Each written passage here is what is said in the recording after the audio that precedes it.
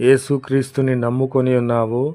ఆయనలో ఏమున్నది, ఎందుకు నిరీక్షణ, ఎందుకు ఈ యొక్క దేవుని కొరకైన తాపత్రయము అడుగుతారు. కాబట్టి వారికి నీవు ప్రతి వానికిని సాత్వికముతోనూ నిర్మల హృదయము కలిగిన వానిగా, సాత్వికముతోనూ దేవుని యొక్క భయముతోనూ సమాధానము చెప్పుటకు ఎల్లప్పుడూ సిద్ధముగా ఉండాలి.